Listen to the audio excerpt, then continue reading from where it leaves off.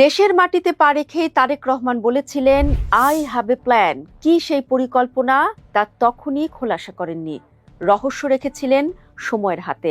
বিএনপির একটি নির্বাচনী ওয়াদা ছিল, তারা সারা দেশে 50 কোটি না কত কোটি গাছ রোপণ করবেন।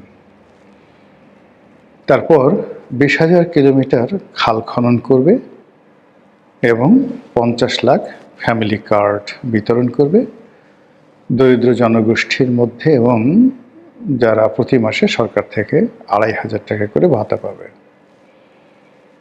তো নতুন সরকার ক্ষমতা আসার পর তোড়জোড় করে প্রাণত চেষ্টা করা হচ্ছে এই ফ্যামিলি কার্ড, খাল কাটা কর্মসূচি এই দুটোকে এগিয়ে আনার জন্য। ফ্যামিলি কার্ডটি এটি মূলত শেখ হাসিনা জমানাতে এটি চালু হয়েছিল। এখন সেই আগের কার্ডগুলো বহাল থাকবে কি থাকবে না, এটা একটা প্রশ্ন। আর বিএনপি সরকার যে ফ্যামিলি কার্ড 50 লাখ লোককে দেবে, তারা কারা? বর্তমানে যারা সুযোগ সুবিধা পাচ্ছেন তারা, অথবা নতুন করে যারা এই কার্ড পাবেন তারা কি বিএনপি নেতাকর্মী কিনা, এ সকল নিয়ে প্রশ্ন উঠছে। যদি তাই হয়ে থাকে তাহলে আমি জানি না যে আসলে আওয়ামী লীগ জমানাতে কত কার্ড বিতরণ করা হয়েছিল। বিএনপি বলছে 50 লাখ, আওয়ামী লীগ জমানাতে এটা ছিল 1 কোটি। এ কথা পিনাকি বলেছে, আমি বলিনি, আমি জানি না। তো সেক্ষেত্রে আগের কার্ড যদি বন্ধ করা হয় তাহলে 1 কোটির পরিবর্তে 50 লাখ লোককে দেওয়া হবে, এটা একটা ঝামেলা। আর দ্বিতীয়ত হলো, যদি আগের কার্ডগুলো বহাল রাখা হয় দরিদ্র মানুষের, তার উপর যদি আবার 50 লাখ লোককে নতুন করে ফ্যামিলি কার্ড দেওয়া হয়, এটি রাষ্ট্রের উপর একটা বিরাট চাপ সৃষ্টি করবে। অন্যদিকে আবার আগের কার্ডগুলো যদি বিতরণ করা হয়, আওয়ামী লীগ করুক, কিন্তু তারা সবাই নিতান্ত দরিদ্র, এবং এই কার্ড যদি পিনাকির কথা মতো 1 কোটি লোক পেয়ে থাকে, সেই 1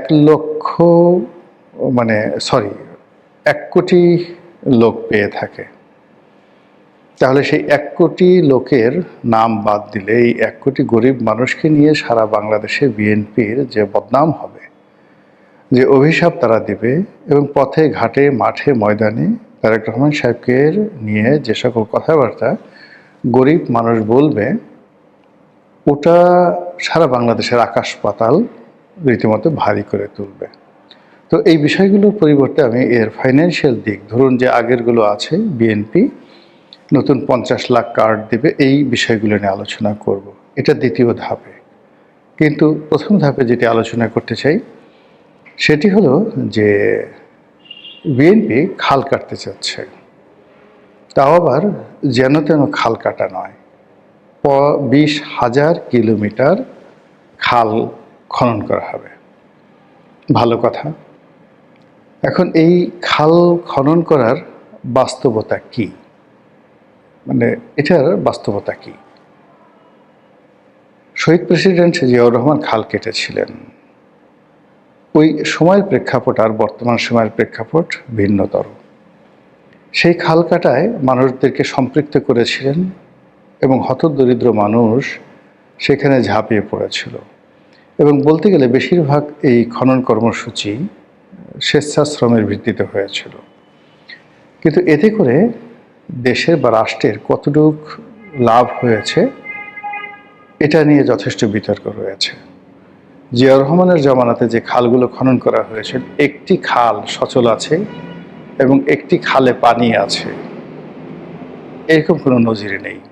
বরং অতি উৎসাহী কিছু লোক ফসলি জমিতে খাল কাটতে গিয়ে সেখানে যে ডোবা নালার সৃষ্টি করেছে, কচুরি পানাতে ভরে গেছে, সাপ বিচ্ছু ব্যাঙ এগুলোতে ভরে যাওয়ার পাশাপাশি যে সকল এলাকায় নগরায়ন হয়েছে সেখানে রীতিমতো মশার উপদ্রবে মানুষ অস্থির। এখন সেই যে শহীদ প্রেসিডেন্ট জিয়াউর রহমানের খাল কাটা কর্মসূচি, এটা আবার নতুন করে শুরু হচ্ছে। এ ব্যাপারে আমার আপত্তি ঘোরতর। যখন এটা ঘোষণা করা হয়েছিল ঠিক সেই সময়টাতে আমি আপত্তি করেছিলাম, আর এই সময়টিতে সরকার ক্ষমতা আসার পর তড়িঘড়ি করে যে সকল প্রকল্প খুব দ্রুত বাস্তবায়ন করতে চাচ্ছে, তাদের মধ্যে এই খাল খনন কর্মসূচি সবার আগে। পানি সম্পদ মন্ত্রণালয়ে এই কাজটির উদ্যোগ নেবে। আপনারা জানেন যে যে কটি দুর্নীতিগ্রস্ত মন্ত্রণালয় রয়েছে তার মধ্যে পানি সম্পদ মন্ত্রণালয় প্রধানতম। এই মন্ত্রণালয়ে নদীতে বালু ফেলা, নদী শাসন, নদীর তীর সংরক্ষণ করা থেকে শুরু করে অন্য যে সকল কর্মকাণ্ড করে এর 80%ই ঘুষ, দুর্নীতি এবং নদীগর্ভে বিলীন হয়ে যায়। প্রতি বছর একই জায়গাতে তাদের পাথর ফেলতে হবে, বোল্ডার ফেলতে হবে, একই জায়গায় বাঁধ নির্মাণ করতে হবে, আর তার পরের বছর সেই বাঁধগুলো ভেঙে যাবে।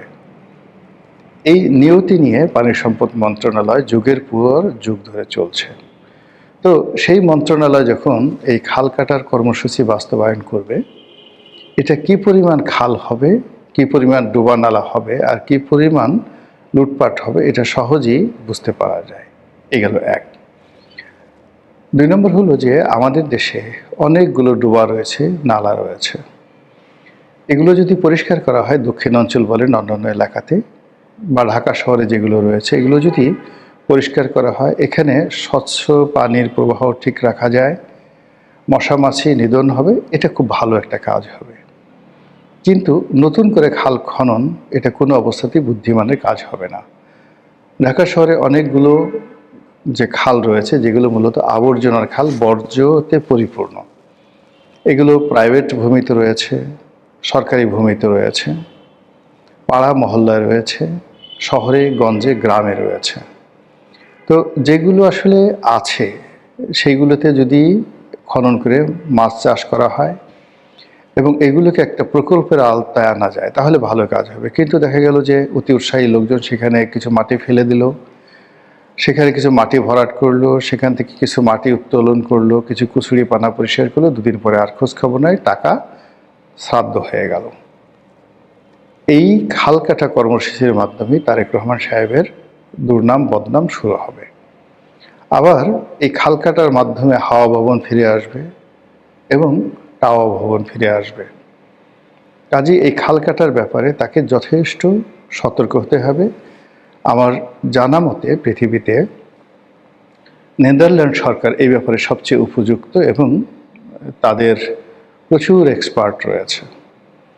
তো সেই এক্সপার্ট অনুযায়ী যদি ঢাকা শহরকে বা যে কোনো বিভাগীয় শহরকে কিংবা বরিশাল বিভাগকে এখানে যাকে বলা হয় একটি দামি প্রকল্প করে বা যেটাকে বলা হয় মডেল প্রকল্প করে যদি একটি কাজ শুরু করা যায় এবং সেটির ফলাফল বিবেচনা করে যদি লাভজনক হয়, তাহলে এক্ষেত্রে বিনিয়োগ করাটা আমি মনে করি বুদ্ধিমানের কাজ। বিনিয়োগটা কিভাবে করতে হবে? প্রথম কাজ হলো আমি যে নদী নালাটি পরিষ্কার করব এবং সেখানে পানির প্রবাহটা থাকতে হবে।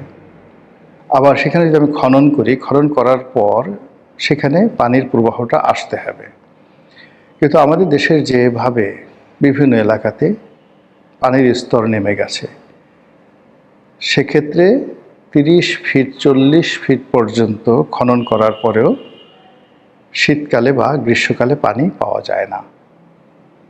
তাহলে এই সমস্ত জায়গাতে যদি খাল খনন করা হয়, এটা কিভাবে কাজে আসবে?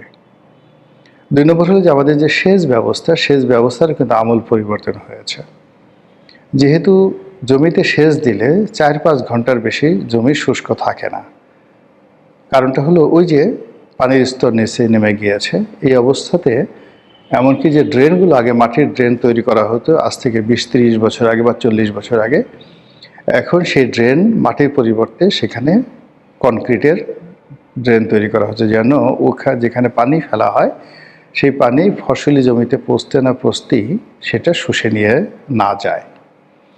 তো এই যখন অবস্থা, তখন 20 ফিট 30 ফিট 40 ফিট চওড়া যে খালগুলো খনন করা হবে, এগুলোর মাটি কোথায় যাবে, আবার কয়দিন পরে ভরাট হবে এবং এগুলো কোনো কাজে আসবে না। এবং এই খাল কাটার মাধ্যমে বিএনপি রাজনীতিতে, বিএনপির জনপ্রিয়তাতে নিত্য নতুন কুমির এসে 12টা বাজিয়ে দেবে।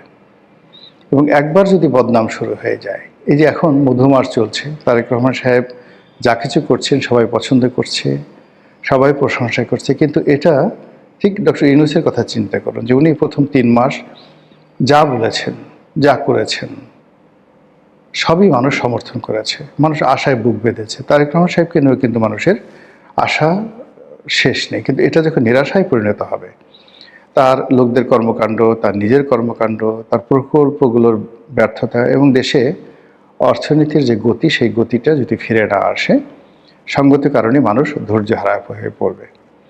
এবং যখন শেখ হাসিনার মতো 15 বছরের একটি কন্টিনিউয়াস শাসন চলে গেছে, এরপর আবার 17 মাস ডক্টর মোহাম্মদ ইউনূস যে শাসন করেছেন তাকেও যেতে হয়েছে। ফলে আগামী একটি বছর নয়, 3-4 মাসও কিন্তু তারেক রহমান সাহেবের জন্য রীতিমতো অ্যাসিড টেস্ট। সারা দেশের মানুষের মধ্যে হতাশা, ক্ষোভ, ক্রোধ দগদগিয়ে যাকে বলা হয় ফুটছে, টপ টপ করে চোখের পানি পড়ছে, কারো অভাবে, কারো ক্রোধে, কারো রাগে। আজ আওয়ামী লীগের কথা চিন্তা করেন, জামাতের কথা চিন্তা করেন, এনসিপির কথা চিন্তা করেন, এবং একই সঙ্গে বিএনপির একটা বিরাট অংশ যারা এই নির্বাচনে মনোনয়ন পাননি, যারা মন্ত্রী হননি, যারা এমপি হননি, যারা কমিটি থেকে বাদ পড়েছেন, যাদেরকে কমিটি থেকে বাদ দেওয়া হয়েছে, যাদেরকে দল থেকে দূরে তাড়িয়ে দেওয়া হয়েছে, অলমোস্ট 50%। কেবলমাত্র বিএনপির 50% লোকজন বিএনপির বিরুদ্ধে লেগে আছে এবং তারা চাচ্ছে বিএনপির ক্ষতি হোক। তার সঙ্গে যদি আওয়ামী লীগের লোক যুক্ত হয়, জামাতের লোক যুক্ত হয়, এবং জামাতের আমির অসুস্থ হয়ে পড়েছেন। বোঝার চেষ্টা করুন যে এই যে ইলেকশন, তারেক রহমান সাহেবের ক্ষমতা গ্রহণ, এটা তার উপর কী পরিমাণ মানসিক চাপ তৈরি করেছে।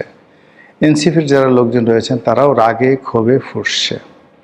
শুধুমাত্র একটা ওসিলা দরকার, এবং সেই ওসিলা যে কোনোভাবে, সেটা খাল কাটার মাধ্যমে হোক বা ফ্যামিলি কার্ডের মাধ্যমে হোক, শুরু হওয়া মাত্রই মানুষ হই হই রই রই করে রাস্তায় নেমে আসবে। কেউ একবার ভাববে না কোনটা ন্যায়, কোনটা অন্যায়, কোনটা সঠিক, কোনটা বেঠিক, কেউ একবার ভাববেন না। সুযোগ পাওয়ার সঙ্গে সঙ্গে কিন্তু মানুষ লাফিয়ে পড়ে যাবে। তো কাজেই এই যে আমাদের বাংলা সাহিত্যে যে প্রবাদ প্রবচন রয়েছে, খাল কেটে কুমির আনা, এখন যে অবস্থা হয়ে গেছে, এই খালে কুমির আসবে না। এই খালে এমনকি কোনো ওই পুঁটি মাছও আসবে না, কিন্তু এই খালে দুর্নীতির হাঙ্গর ঢুকে যাবে। কাজে এই দুর্নীতির হাঙ্গর থেকে যদি তারেক রহমান সাহেবকে বাঁচতে হয়, তাকে সব প্রকল্পগুলো ধীরে সুস্থে পরীক্ষামূলকভাবে চালু করতে হবে। যেটি বাস্তব, যেটি লাভজনক, সেটি কন্টিনিউ করবে, আর যেটি লাভজনক নয় সেখান থেকে ফিরে আসাটাই বুদ্ধিমানের কাজ। আগে দেশ, আগে রাষ্ট্র, এরপর মানুষের জীবন। এখানে সমালোচনা কিংবা জেদাজেদি কিংবা আবেগ, এটা কখনোই রাষ্ট্রের এই দুর্বিষহ সময়, এই সময় প্রাধান্য দেওয়া উচিত নয়।